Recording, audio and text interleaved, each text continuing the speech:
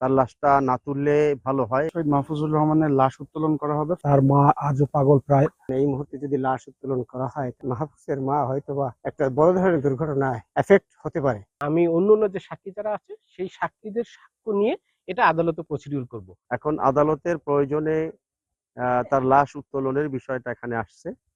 আমরা এলাকাবাসী মনে করি বা গণ্যমান্য মানুষ হিসাবে মনে করি যে তার লাশটা উত্তোলন না করে পারা গেলে সেটা তার পরিবারের জন্য মঙ্গলজনক হয়। আর যদি লাশটা তোলা হয় তাহলে তার মা আরো বেশি ভেঙে পড়বেন এবং যে কোনো রকম একটা অপ্রীতিকর কিছু ঘটনা ঘটে যেতে পারে। তার লাশটা না তুললে ভালো হয়। ময়ূরগঞ্জ উপজেলার বীর শহীদ মাহফুজুর রহমান, তিনি আন্দোলনে ঢাকা মিরপুরে শহীদ হন।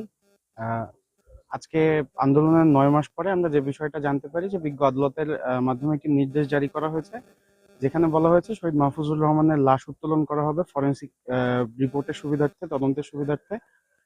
আমরা আদালতের সকল সিদ্ধান্তকে সম্মান প্রদর্শন করছি, কিন্তু যেহেতু এটি 9 মাস পরে একটি বিষয় উত্থাপিত হয়েছে লাশ উত্তোলন করার, এক্ষেত্রে আমরা শহীদ মাহফুজুর রহমানের পরিবারের সাথে একমত পোষণ করে আপত্তি জানাচ্ছি। আজকে আমরা এখানে দেখছি যে আইন শৃঙ্খলা বাহিনী এবং প্রশাসনের ঊর্ধ্বতন দায়িত্বশীলরা এখানে এসেছেন শহীদ মাহফুজের লাশ উত্তোলনের জন্য। আমার বক্তব্য হচ্ছে যে যেহেতু মাহফুজ শহীদ হয়েছেন, মাহফুজের পরিবার আজও ব্যথিত এবং তার মা আজও পাগল প্রায়। আমি দেখেছি কিছুদিন আগে কবরের পাশে সে সবসময়ের জন্য বসে থাকে এবং কাঁদতে থাকে। দেশের প্রচলিত আইনের মাধ্যমে যে লাশ উত্তোলনের শহীদ মাহফুজের লাশ উত্তোলনের জন্য যে প্রসেস এখানে জন্য এসেছে, এটা আমি মনে করি এখন এই মুহূর্তে যদি লাশ উত্তোলন করা হয় তাহলে আমি এবং আমার সহধর্মিণী মাহফুজের মা হয়তোবা একটা বড় ধরনের দুর্ঘটনায় এফেক্ট হতে পারে। বসুন্ধরা ডায়াপেন্ট এখন আরো উন্নত।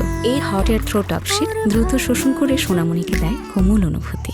যে কারণে আমি দেশের আইনের যদি কোনো ফাঁক থাকে সেভাবে যদি লাশ উত্তোলন না করে বিচার কার্যের মানে সমাধান করতে পারে তাহলে আমি তাদের দৃষ্টি আকর্ষণ করছি। আমার পাশে মাহফুজের বাবা আছে, উনি এবং বৈষম্যবিরোধী ছাত্র আন্দোলনের যারা আছে এবং স্থানীয় যারা আছে তারা আসলে এই কবর থেকে লাশ উত্তোলনের জন্য আপত্তি দিয়েছে।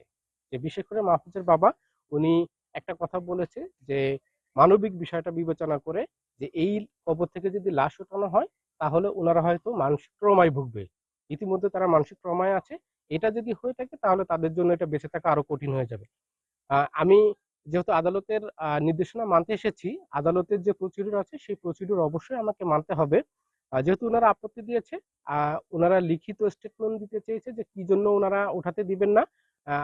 ওনারা লিখিত স্টেটমেন্ট দিলে আমি অন্যান্য যে সাক্ষী যারা আছে সেই সাক্ষীদের সাক্ষ্য নিয়ে এটা আদালতে প্রসিডিউর করব।